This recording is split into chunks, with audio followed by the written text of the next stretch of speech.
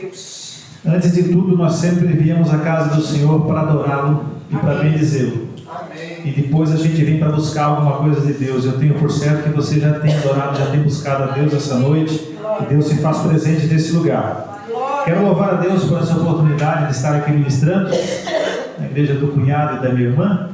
Fico feliz pelo convite, muito obrigado. Agradeço a minha mãe que está aí comigo também. Minha mãe foi a minha instrutora nesse caminho que eu estou seguindo até hoje. E eu sempre louvo a Deus pela minha esposa estar aqui comigo. Todo lugar que eu ministro, ela sempre vai comigo. E eu costumo dizer que quando a gente casa, dizem que não são mais dois, mas uma só carne.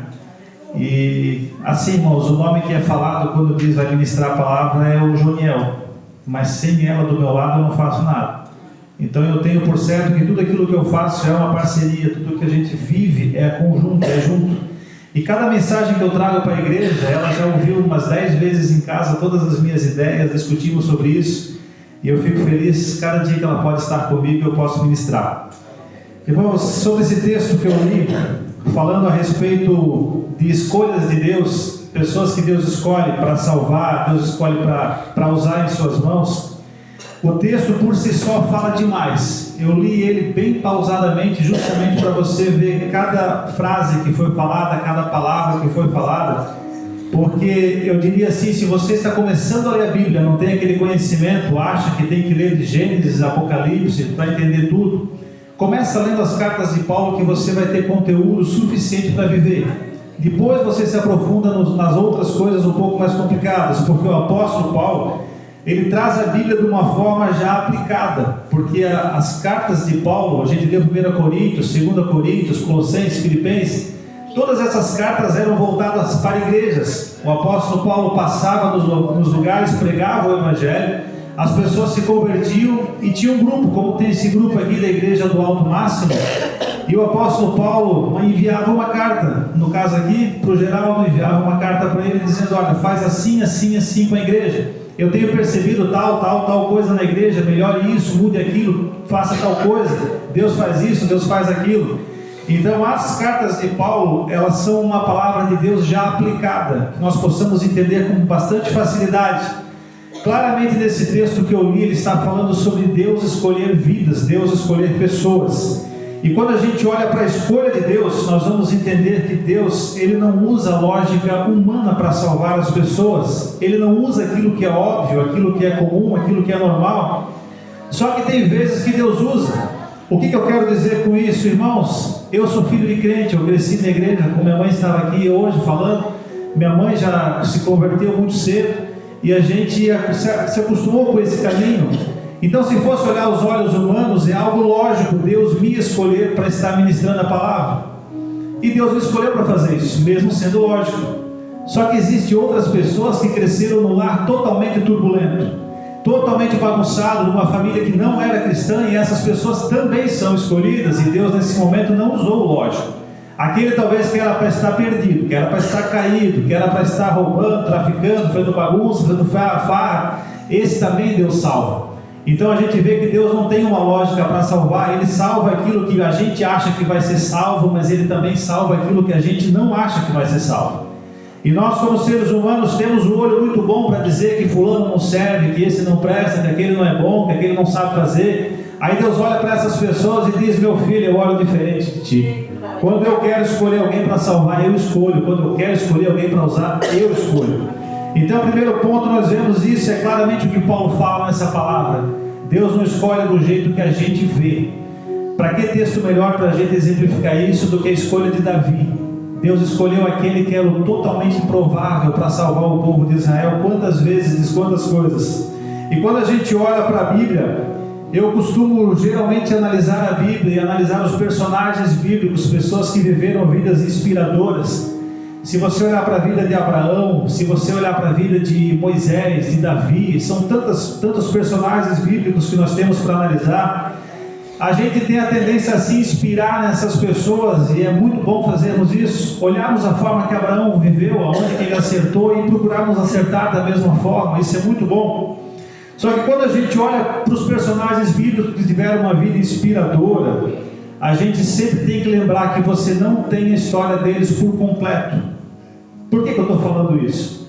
Quando você olha a vida de Davi, por exemplo, você vê Davi. Como é que a gente se lembra de Davi geralmente?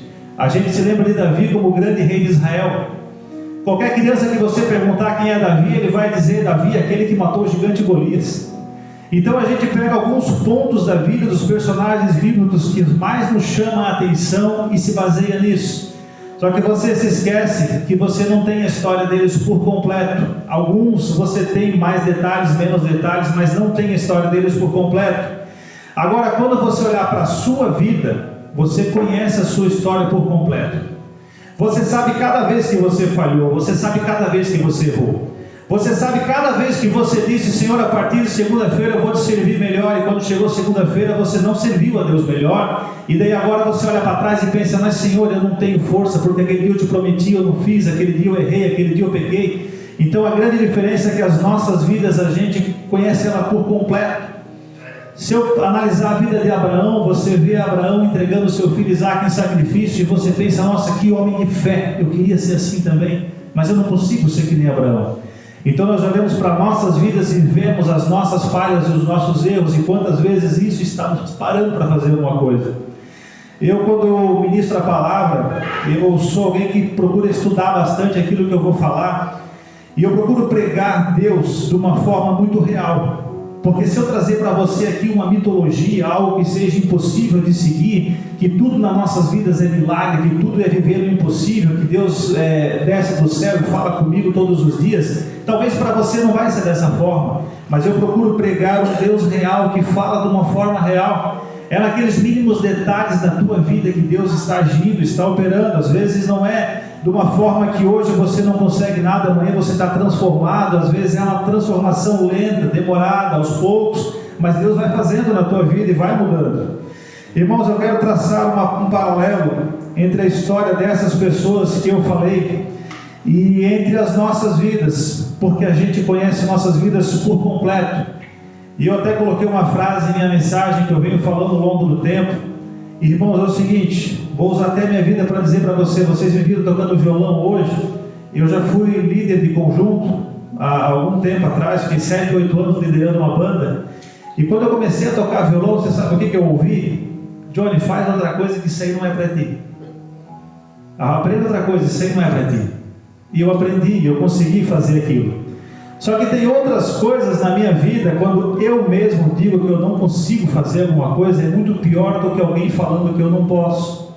Às vezes, irmãos, você está na sua casa, você está buscando a Deus, você quer fazer melhor, mas algo dentro de ti diz: mas você não pode, você não tem capacidade, você não consegue. E muito pior do que ver alguém apontando os seus defeitos é você mesmo sendo parado por olhar para trás e achar que você mesmo não pode. Isso é terrível em nossas vidas. Irmãos, quando nós olhamos para o primeiro personagem que eu quero citar para você, é Abraão. Se eu perguntar para qualquer um como você conhece Abraão, como Abraão é conhecido na Bíblia, e ele é conhecido, e Deus mesmo testemunha de Abraão, dizendo que ele era um homem de muita fé, que Abraão era o pai da fé. Nós lembramos de Abraão, quando a gente pensa em fé na Bíblia, a gente pensa em Abraão. E a gente também lembra que Abraão era aquele homem que Deus pediu a ele o seu único filho. E se nós darmos uma analisada na história, o que era Isaque para Abraão? Abraão não podia ter filhos, Sara não podia ter filhos. E na sua velhice, Deus promete que daria um filho para Abraão. E Deus dá esse filho para Abraão, e é tido com muita dificuldade. E chega a determinado ponto que Deus fala com Abraão: Abraão, eu quero saber se tu realmente me amas. Entrega o teu filho em sacrifício a mim. E sabe o que você vê de interessante no texto? Leia o texto, você vai ver. Abraão não diz: mas Senhor, será que não dá para eu fazer outra coisa? Tem de ser o meu filho. Senhor, será que eu não posso só subir no monte e fazer um altar, como eu sempre tenho feito na minha vida? Você não vê Abraão dizendo para Deus: Senhor, mas todos os lugares que eu passo, eu sempre construo altares, eu sempre te adoro, eu sempre te louvo.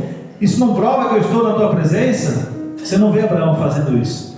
Você vê que Abraão se acorda cedo, chama o seu filho e leva ele, e leva a lenha, prepara o altar, coloca Isaque sobre ele, e quando ele ia imolar o seu filho, o anjo vem e fala com ele: não faças isso, não faças isso.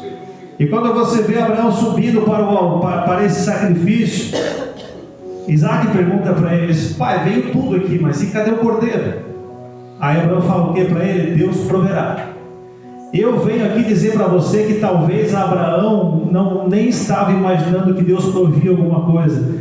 Abraão estava consciente que se fosse para entregar o seu filho, ele faria isso. Ele não teria medo de fazer isso, porque ele tinha fé e confiança em Deus. Porque ainda que Deus levasse esse filho, Abraão, conhecendo Deus, sabia que ele tinha um propósito nisso. Então você vê dessa forma Abraão um homem de fé, um homem de confiança. Quem não lembra da promessa sobre a vida de Abraão em Gênesis capítulo 12? E Gênesis capítulo 12, para nossas vidas que vivemos ansiosos, que vivemos com dificuldades, pensando que vai ser do futuro, é algo maravilhoso para a gente analisar. Porque quando Deus chega para Abraão, ele diz: Abraão, faz o seguinte, eu quero te usar, mas aonde tu está, não dá. Sai do meio da tua parentela, sai do meio do teu povo, e eu vou te levar para um lugar. Você também não vê Abraão perguntando: Senhor, mas tu vai levar para onde? Vai ter prosperidade lá, Senhor? Tu tens a bênção para mim? Deus não fala nada disso, só diz: sai da tua terra e da parentela, da casa do teu pai, e dirige-te à terra que eu te indicarei. Percebe que está escrito: eu te indicarei.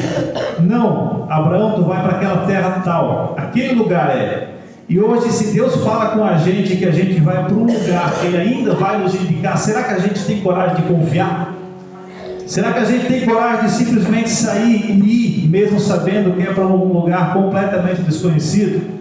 E eu aprendi com alguém, eu acho maravilhoso isso, que você dizer que tem fé não é quando tudo está certo, não é quando tudo está se encaminhando corretamente. Você dizer que tem fé é você dar um passo aqui, e não tem chão, e você pisa com confiança. Isso é ter fé, porque você não tem no que se basear, você não tem no que acreditar, mas você tem fé para andar, porque você tem Deus na sua vida. E você percebe que Abraão simplesmente sai, simplesmente vai. E eu olho para a vida de Abraão, eu acho incrível como é que ele podia ter tanta fé. Aí quando ele está vivendo bem, quando ele está sendo abençoado, ele e Ló começam a se desentender. Os servos de Ló se desentendem com os servos de Abraão. E Abraão tinha tanta confiança que ele disse para Ló: a gente não está conseguindo viver junto, escolhe um lado e vai, eu vou para o outro. Você não vê Abraão dizendo assim: eu vou escolher a melhor terra, porque se eu não estiver no melhor lugar, Deus não vai me abençoar. Abraão vai para qualquer lugar, porque ele sabe que qualquer lugar com Deus é muito melhor. E nas nossas vidas vemos isso, que qualquer lugar que a gente estiver vivendo, com a presença de Deus nas nossas vidas, esses lugares são transformados em bênçãos para nós. Irmãos, você vê que Abraão jamais, nesses momentos que eu falei para você, faltou fé na vida dele. Abraão foi um exemplo para nossas vidas. Mas eu disse para você que eu ia falar a realidade das coisas aqui. E você vê que Abraão, quando ele sai realmente da sua parentela, passa a viver. Gênesis capítulo 12, versículo 1.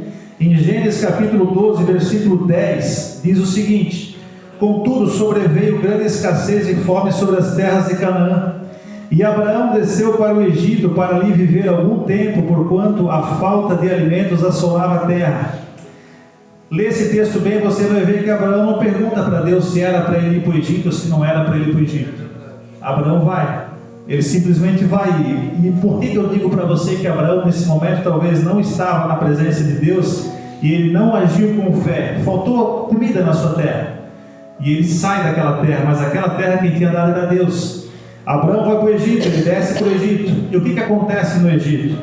Quando Abraão chega no Egito, ele olha para aquele povo e ele pensa: a minha mulher é muito bonita, esse povo pode se interessar por ela, eles podem me matar para ficar com ela, então eu vou dar um jeitinho aqui, vou contar uma história que ela é minha irmã e eu não vou ter problema com isso. Aí interessante, eu falei isso para você agora para traçar um paralelo entre aquele homem de fé de antes e esse homem de nenhuma fé agora. Aí quando tu olha para a tua vida, tu pensa assim: Senhor, eu não posso ser usado porque eu já falhei, porque eu já menti, porque eu já errei. Aí Deus mostra a vida de Abraão e diz assim: Abraão também mentiu, Abraão também falhou. E quando Abraão mente, cai nessa mentira, você pode ver que ele causa muito problema naquele lugar. E uma coisa que na minha vida fica muito claro, irmãos, se você digitar na internet hoje, e talvez muita gente já fez isso porque eu já fiz: como saber a vontade de Deus? Você se ajoelha, você ora e diz: eu quero saber a vontade de Deus na minha vida. Como saber a vontade de Deus? Aí você vai e tem 10 tópicos para saber a vontade de Deus. E você lê 1, 2, 3, 4, você no final já não entende mais nada. E você pensa: nossa, não descobri qual é a vontade de Deus. E às vezes é tão difícil saber a vontade de Deus. Só que eu vou te dizer uma coisa que muda tudo nas nossas vidas: como saber o que não é a vontade de Deus. Sabe quando não é a vontade de Deus? Quando tu quer fazer uma coisa e aquilo não dá certo, do jeito correto, do jeito honesto, e tu tem que inventar uma mentirinha para resolver as coisas. Pode ter certeza, Deus não está nesse negócio. Então cada vez que tu vais andar, eu tenho que conseguir um emprego, mas para conseguir esse emprego eu preciso mentir. Deus não está nesse negócio. O meu casamento está difícil, se eu não contar uma mentira para minha esposa não vai dar certo. A gente vai brigar. Deus não está nesse negócio. Você pode perceber que quando Abraão mente, ele começa a gerar problemas, não só para ele, como para todo mundo à sua volta. E ele não aprende dessa vez, quando ele faz de novo diante de Abimeleque. Abraão comete a mesma mentira, a mesma coisa, e Abimeleque resolve tomar Sara como esposa. E eu quero falar rápido dessa história aqui, mas Abimeleque acha Sara muito bonita, muito formosa, quer tomá-la por esposa. Todas as mulheres do reino de Abimeleque se tornam estéreis, mas elas não se tornaram estéreis porque Abimeleque pecou, se tornaram estéreis porque Abraão pecou. Então, irmãos, as nossas vidas elas têm um poder muito grande. Eu não sou simplesmente o Johnny, como eu falei no início. Eu tenho a Pri do meu lado, eu tenho o Eric do meu lado, eu tenho pessoas do meu lado. Cada vez que eu errar na minha vida, eu não causo problema só para mim, eu causo problema para os outros em volta também. E nós temos que olhar por isso. Se nós temos uma família, às vezes a gente causa problema para a nossa família, para as pessoas em volta, para quanta gente. Só que é interessante, você olha para Abraão e daí aquele homem, eu creio que até você agora já está acreditando que aquele homem de fé se acabou. Sumiu o Abraão de fé que eu estava falando no início. Mas irmãos, você vê que Abraão ele fez todos esses erros. Só que quando você lê a Bíblia, quando você lê o apóstolo Paulo falando sobre Abraão, quando você vê todo mundo falando sobre ele, costumam falar que ele é o pai da fé.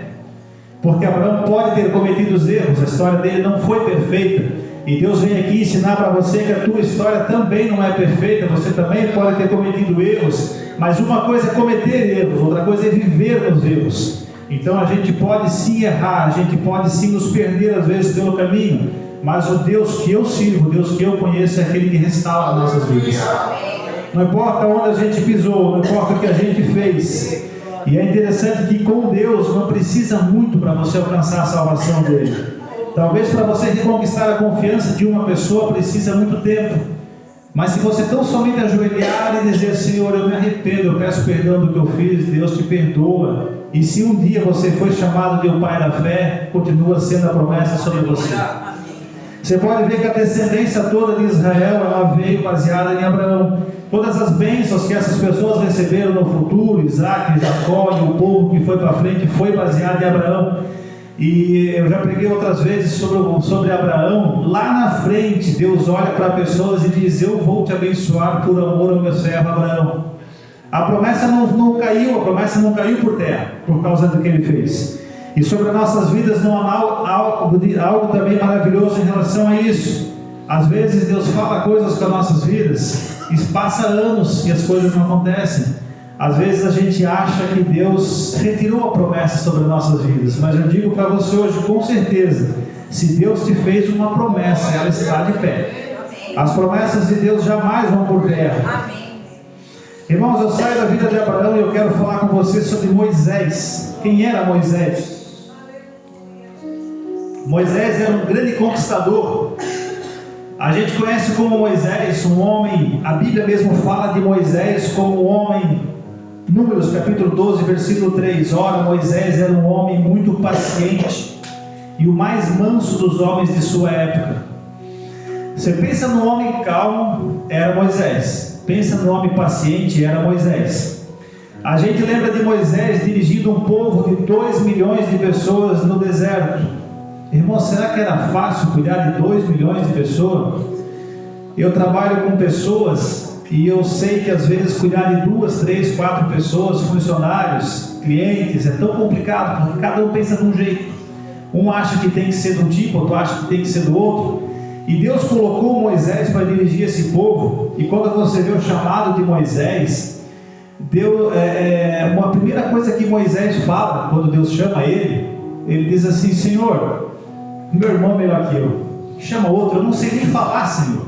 Mas Deus diz: não, a promessa está sobre a tua vida, é tu que eu quero para libertar esse povo. E eu aprendo muitas vezes que quando Deus chama alguém, a primeira coisa que as pessoas falam: eu não, Senhor, tem um melhor do que eu. E por que eu falo isso para você hoje? Porque quando tu olha para o outro, você acha que a história dele é perfeita, e quando tu olha para a tua, tu vê que não é perfeita. E Deus me traz hoje para dizer para ti que você é a pessoa que Deus está buscando. Se Deus quer te usar, Deus falou contigo que quer te usar, e você não se acha capaz, Deus vai te capacitar, assim como fez com Moisés. Irmãos, Moisés, aquele homem que achava que não era a pessoa certa para ser usada, ele era o homem que no futuro próximo falava com Deus face a face. Você pensa que o povo não tinha coragem de entrar na presença de Deus, porque muitas vezes Deus fez coisas com o povo, porque o povo errava, o povo pecava, e eles diziam: olha, Moisés, nós não temos coragem diante de Deus, mas vai lá e leva a nossa petição para Deus. E Moisés chegava diante de Deus face a face, conversava com ele. E se você vê o próprio Deus, eu acho muito interessante isso, o que Deus fala da gente. Sabe, se fosse para Deus falar do Johnny hoje, de que forma que ele falaria? Aí imagina Deus falando assim: ó, com vocês eu falo de um tipo, mas com o meu servo Geraldo eu falo face a face. Você pensa Deus falando desse jeito da tua vida, que coisa impressionante isso. O contato que Moisés tinha com Deus, a intimidade era incrível. Mas irmãos, Moisés era um homem manso, calmo, tranquilo, jamais se estressava, jamais se incomodava. Só que tem um certo momento que o povo está incomodando Moisés porque eles não têm água para beber, e Moisés fica tão nervoso que em vez de falar com a rocha para ela verter água, Moisés fere a rocha por 3 vezes, e Deus fica muito furioso. Por que Moisés fez isso com ele? Porque aquela rocha representava o próprio Cristo. Quando Moisés desce do monte com as tábuas da lei, eu estou passando rápido porque eu sei que a igreja conhece a maior parte dessas histórias. Quando Moisés desce do monte com as tábuas da lei e ele percebe que o povo se corrompeu, que o povo pecou, que o povo estava afastado, Moisés, ele é aquele homem calmo e paciente, ele fica tão nervoso que ele quebra as tábuas da lei. Aí você olha: mas será que eu, que não tenho um comportamento tão perfeito, sirvo para servir a Deus? Eu também às vezes falho, eu também fico nervoso, eu também fico estressado. Olha para a vida de Moisés. Moisés, irmãos, no passado dele, antes de ser escolhido, ele, em certo momento, viu um hebreu sendo atormentado por um egípcio, e Moisés comete um assassinato. Ele assassina aquele egípcio porque estava fazendo mal para o seu povo. Aí eu comecei falando aqui sobre as escolhas de Deus, de que forma que Deus escolhe. E eu disse para você que às vezes um criminoso também pode ser salvo. Moisés foi um criminoso, foi alguém que matou alguém, e Deus salvou a vida dele. Então aquele homem que às vezes perfeito, que falava com Deus face a face no futuro, olha quantos erros que ele cometeu no passado. E quando Deus fala comigo nesse respeito, irmão, você às vezes não se acha capaz, não se acha bom o suficiente para estar na presença de Deus. E quando eu comecei a falar aqui sobre a intimidade que Moisés tinha com Deus, você vê essa intimidade e acha incrível, mas não sabe que ele também cometeu os seus erros, também cometeu as suas falhas, a sua história não foi perfeita. Eu tiro aqui da vida de Moisés e eu falo para você a respeito de Davi. Eu sempre gostei muito de falar sobre Davi, porque Davi, assim como Moisés, você percebe que Abraão, Deus testificou sobre Abraão que ele era um homem de fé. Você percebe que Deus testificou sobre Moisés que era amigo de Deus. E você percebe que Davi, Deus testificou sobre Davi que Davi era o homem segundo o coração dele. Imagine, irmãos, eu estar aqui e eu dizer: tal pessoa é segundo o meu coração. O que eu quero dizer com isso? Essa pessoa me agrada em tudo. Eu fico feliz com essa pessoa, eu fico muito contente, porque ela é especial para mim. Aí você pensa, assim como eu falei de Moisés, Deus falando de ti: fulano, você está segundo o meu coração, você é aquela pessoa próxima de mim. E quando eu olho para a vida de Davi, Davi é um homem que tem muitos pontos positivos, muitas coisas maravilhosas aconteceram na vida de Davi. E eu comecei citando no início a escolha de Davi. Davi era aquele irmão que o Jessé achou que ele não era tão bom a ponto nem de chamar ele para quando Samuel veio procurar o rei de Israel. Jessé apresenta os seus filhos para Samuel e diz: olha, eu tenho esse daqui, vem Eliabe, vem Abinadab, aquele filho com cara de guerreiro, aquela pessoa forte. E daí há um paralelo muito grande entre nossas vidas, porque Samuel, ele era alguém escolhido por Deus, era o profeta de Deus, e Samuel tinha um olho bom. Mas você vê que o próprio Samuel, quando vê Eliabe, quando vê Abinadab, ele diz: certamente está diante de mim o escolhido do Senhor. Só que Deus diz: não é esse daí não. E aí está os nossos olhos, o quanto os nossos olhos são falhos. Às vezes a gente olha para uma pessoa e você pensa: esse jamais Deus vai usar. Irmãos, me lembrei agora aqui, teve uma situação, eu me lembro de uma pessoa que eu estava na igreja num dia. Ele recebeu uma profecia muito grande sobre um trabalho na vida dele que ele seria usado. E sabe, irmãos, eu sou humano que nem você. E eu olhei para aquela pessoa e eu pensei: olha, vai ser difícil Deus usar esse fulano aqui. Só que sabe o que acontece? Anos depois eu vi esse homem pregando a palavra de Deus com ousadia. Daí só fica claro uma coisa, irmão: quando Deus quer fazer, não tem. Pode parecer difícil, pode parecer impossível, pode ser o maior, pode ser o menor, Deus vai usar. Não tem por onde fugir disso. Quando a gente vê Davi, alguém escolhido por Deus desde novo. Davi, ele é ungido como rei de Israel. E a história de Davi, só ela dá várias mensagens, dá muito tema para se falar. Porque Davi, ele é ungido rei de Israel, e entre a unção de Davi e entre o reinado passa muito tempo. Davi fica muito tempo fugindo do rei Saul, passando dificuldade, passando afronta, passando problema. E por que não dizer que talvez Davi foi muito provado por Deus mesmo ao longo do tempo? Analisa a história de Davi assim de próximo. Davi, ele foi ungido rei, depois ele foi na presença de Saul para tocar harpa para Saul.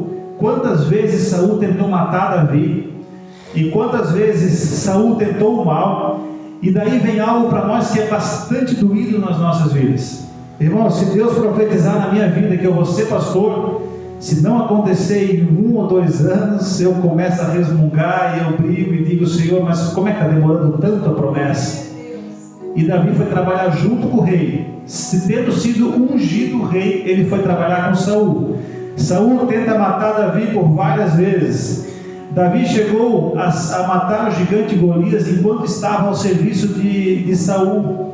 E quando Davi mata o gigante Golias, é um caso assim muito impressionante para as nossas vidas, porque quando Davi vai diante do gigante Golias, Davi não era guerreiro, e Deus não manda Davi. Você não vê na Bíblia Deus dizer assim, uma profecia, alguém coloca a mão na cabeça de Davi e diz: Deus te diz, vá contra o gigante que tu serás vencedor. Você não vê isso acontecer. Você vê que Davi percebe que ali tinha um grande problema, o povo estava sendo afrontado e o povo tinha que de alguma forma alguém fazer alguma coisa. E Davi, pequenininho, sem experiência em guerra, ele disse: alguém precisa ir contra o gigante, eu vou contra o gigante, e eu vou pelejar. E quando o gigante afronta Davi, Davi diz: olha, meu amigo, tu acha que eu sou pequeno? Tu não está vendo Deus que está comigo, porque o Deus que está comigo é grande. E às vezes nas nossas vidas não é nada diferente, a gente também se acha pequeno, mas se a gente vai contra o gigante, saiba que Deus está contigo. É como se eu diria assim, Davi resolveu ir contra o gigante, e Deus disse: olha, isso é a minha vontade, eu vou contigo. E às vezes a gente precisa tão somente se levantar e fazer as coisas mesmo sem ser mandado. Irmãos, para evangelizar, para pregar a palavra, para fazer alguma coisa para Deus, para se movimentar para Deus, muitas vezes não precisa ser mandado. A Bíblia nos manda. Marcos 16:15 diz: ide por todo mundo, pregar o evangelho a toda criatura. A gente às vezes acha que alguém precisa profetizar, mas a Bíblia já profetizou tantas coisas para nossas vidas. A Bíblia já diz que a gente tem força, a Bíblia já diz que a gente pode. E você percebe que Davi vai contra o gigante Golias e vence. E você percebe depois disso, pensa, irmãos, Davi foi o libertador do povo de Israel contra o gigante Golias. Aí você pensa como a moral de Davi subiu naquele lugar. O povo não olhava mais para Davi como um menino franzinho. O povo olhava para ele como alguém muito forte, muito importante, porque via que Deus estava na vida dele. Aí você vê assim, irmãos, a primeira coisa que acontece com o ser humano quando ele começa as coisas a dar certo na vida dele, é aquilo subir para a cabeça, como a gente diz, e bater o orgulho, dizer eu posso, eu consigo, eu faço. Mas você vê que Davi não acontece isso. Davi continua sendo o mesmo rapaz humilde que ele era. Aí você vê que Saul começa a perseguir loucamente Davi em todos os lugares e tentar matar ele. E daí Davi, sendo perseguido, já tendo sido ungido rei de Israel, o povo já tinha aclamado Davi como rei em alguns lugares que ele estava. Ele tem oportunidade fácil de matar Saul. E voltando um pouco na história dos reinos, irmãos, se você analisar os próprios reinos lá de 1 Reis, 2 Reis, Crônicas, você vai ver várias vezes que alguém queria ser rei, ele matava o antigo rei e tomava o trono. Matavam famílias inteiras para tomar o trono. Era algo comum para a época fazer isso. E aqueles que estão perto de Davi, diz: Davi, tu tens oportunidade, mata Saul agora e tu vais tomar o trono. E não era difícil, Saul estava dormindo, era só tirar da espada com facilidade. Mas Davi tinha princípios tão fortes, mas tão fortes, que ele dizia: eu jamais vou tocar no ungido do Senhor, porque eu sei o que eu estou fazendo. Deus me ungiu, mas vai ser do jeito certo. É como eu falei para você no início da mensagem a respeito de Abraão. Quando você tem que dar jeitinho para fazer as coisas para Deus, muitas vezes Deus não está no negócio. Mas Davi era um homem de princípios e fazia isso. E você vê que Davi, ele consegue chegar ao trono da forma legítima, da forma correta, como Deus o tinha feito. O seu reinado é abençoado, ele vence muitas batalhas, e ele faz coisas incríveis que estão hoje colocadas na Bíblia para nosso conhecimento, e a gente se inspira em Davi e vê quantas coisas maravilhosas podemos fazer em Deus, através de Deus, o seu poder. Só que você sabe onde eu vou chegar? Davi, em certo momento, ele está no seu palácio, andando lá no pátio, naquele momento, lá no terraço, e naquele momento eles foram para a batalha, mas Davi não foi. E Davi viu uma mulher muito bonita, e essa mulher chama a atenção de Davi. E é interessante, irmãos, que quando a gente olha isso, se você ler só o texto do adultério de Davi com Betseba, você pensa: mas adultério, isso acontece por aí. Talvez você conheça casos perto de você, acontece, não é algo impossível de acontecer.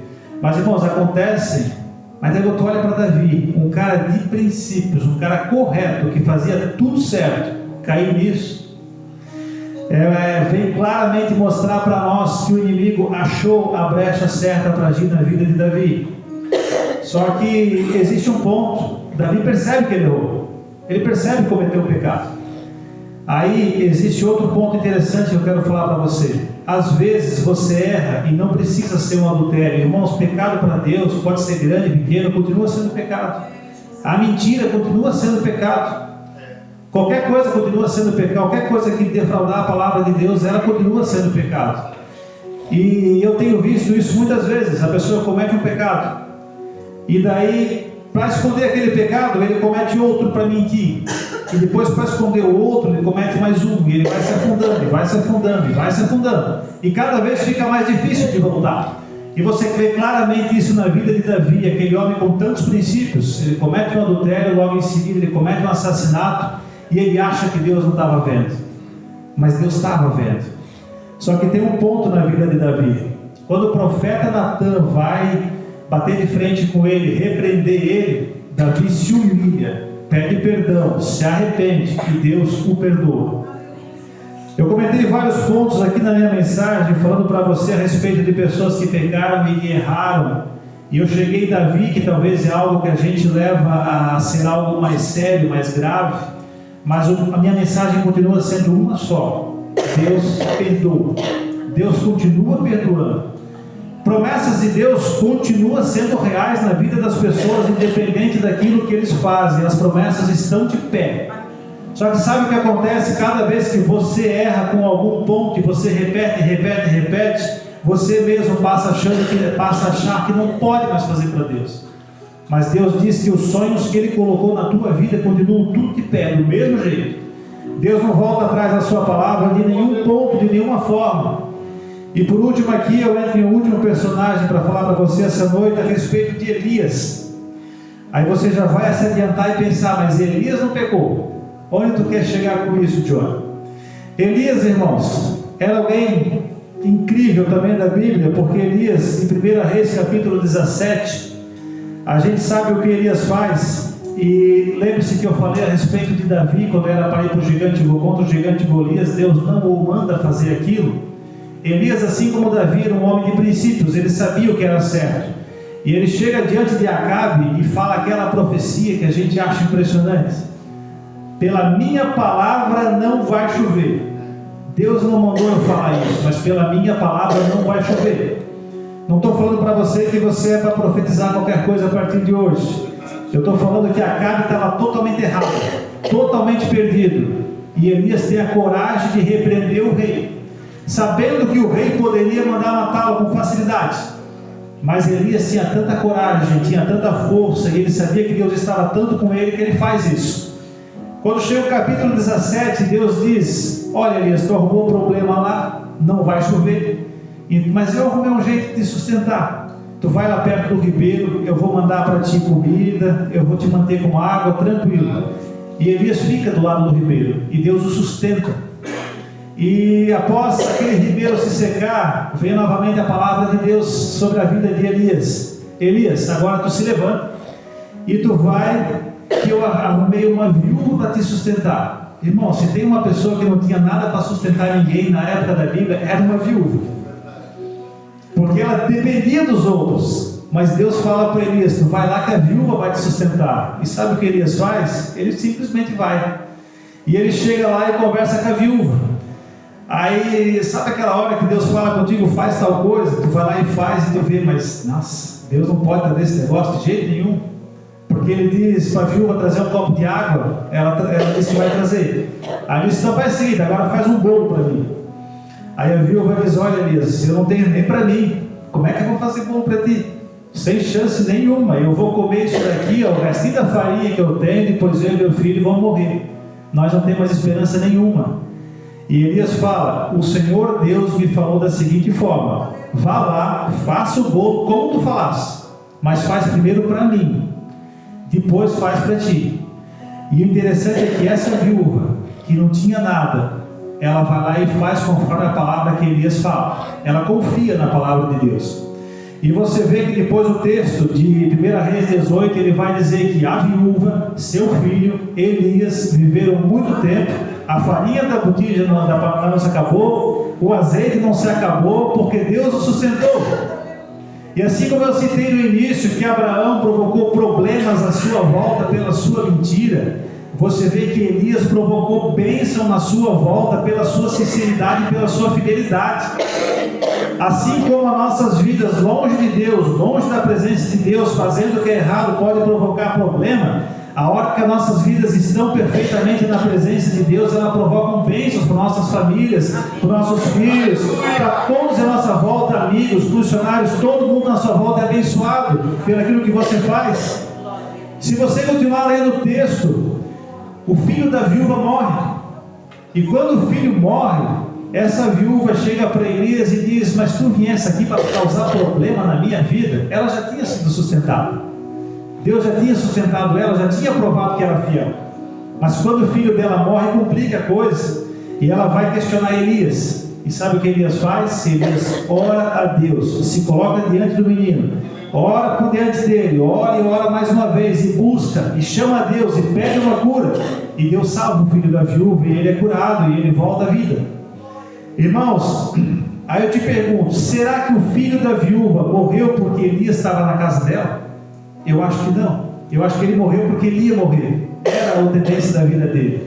Se essa viúva não tivesse Elias do lado dela para pedir uma ajuda, o filho dela continuaria morto. Mas como ela fez a vontade de Deus, o que Elias colocou diante dela, a palavra de Deus, ela conseguiu alimento para a sua vida, conseguiu sustento para a sua família e ainda a bênção com o seu filho.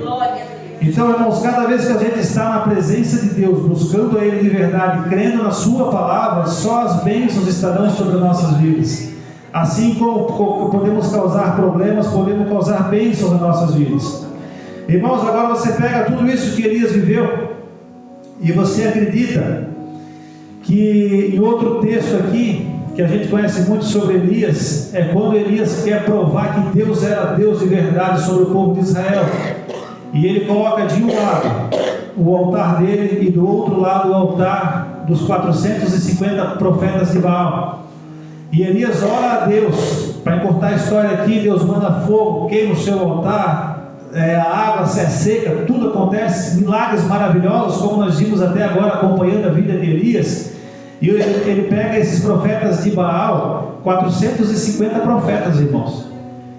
Se eu fosse aqui, do jeito que eu estou sozinho, lutar contra vocês, eu não tinha coragem. Imagina o Elias contra 450 pessoas. Ele mata os 450 profetas de Baal. E ele encara eles, ele tem coragem. Você pensa, que homem corajoso que era Elias. Ele vinha de uma sequência de bênçãos impressionante. Só que depois de tudo isso, sabe o que acontece? Jezabel diz, manda falar para Elias que eu quero matar ele.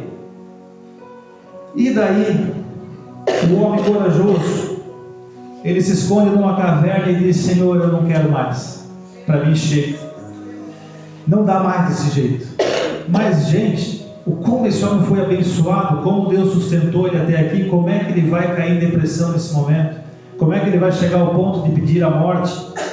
E daí eu chego nisso. Elias não pecou, mas Elias ele entrou em depressão, como nós muitas vezes também entramos em dificuldades e você não vê mais um norte na sua vida, não vê mais algo que possa dar, e aquela pessoa tão corajosa, com tanta força, ele perde a sua força. Aí eu volto lá para o início da mensagem, quando eu disse para você que pior do que alguém dizer que tu não pode fazer alguma coisa é você mesmo estar parado, porque o seu interior te diz, você não pode fazer isso, você não consegue.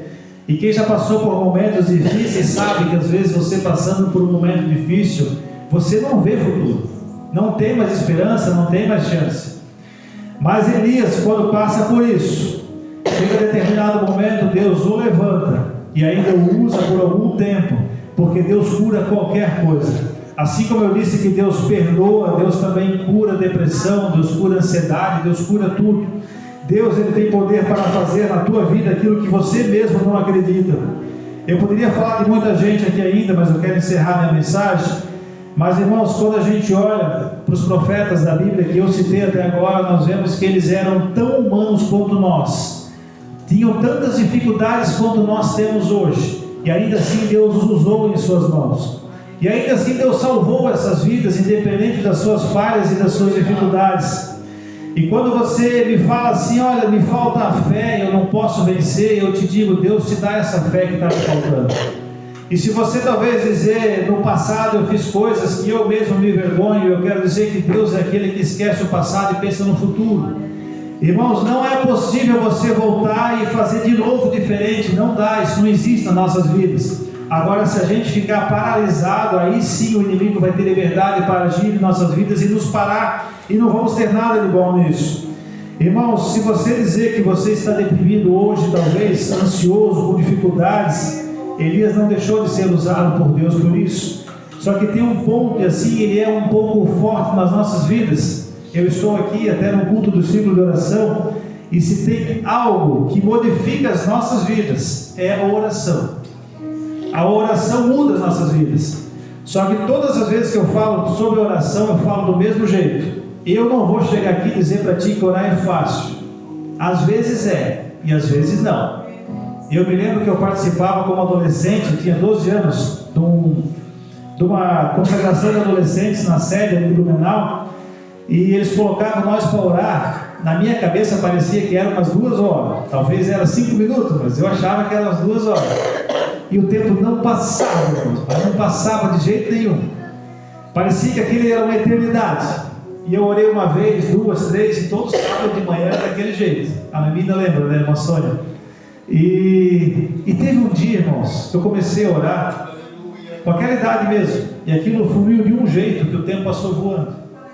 E depois daquilo, por algumas vezes o tempo passou voando.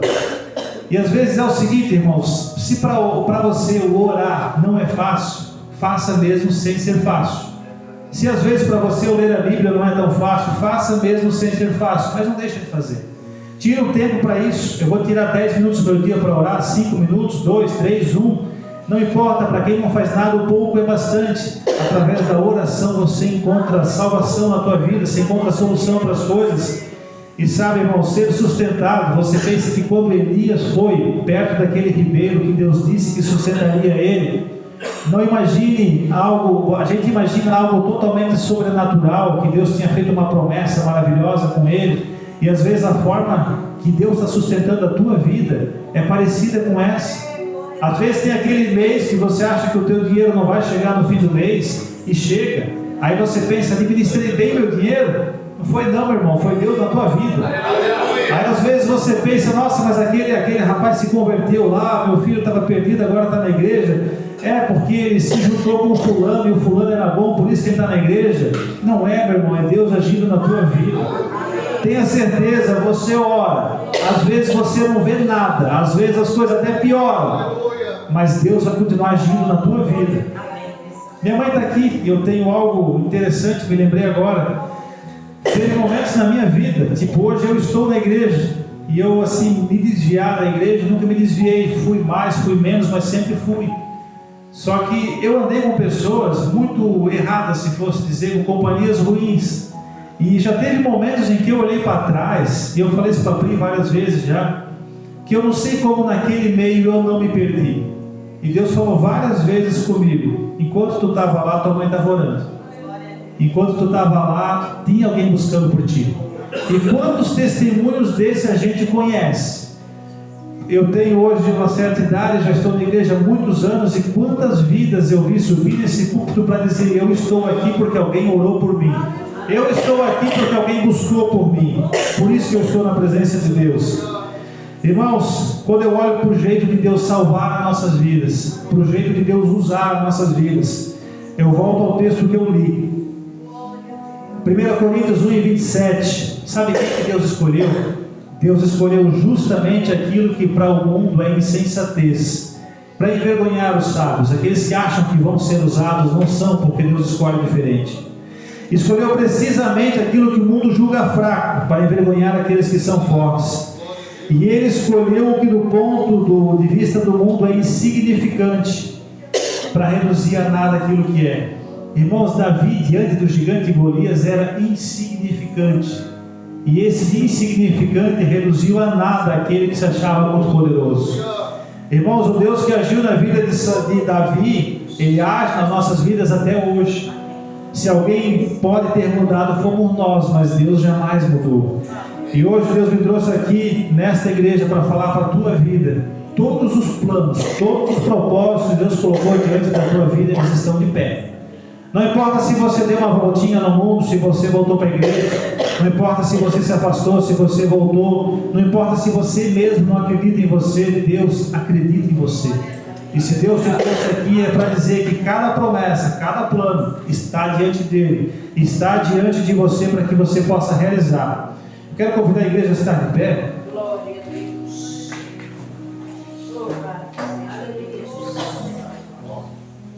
Eu quero orar essa noite, e eu estendo aqui o meu convite.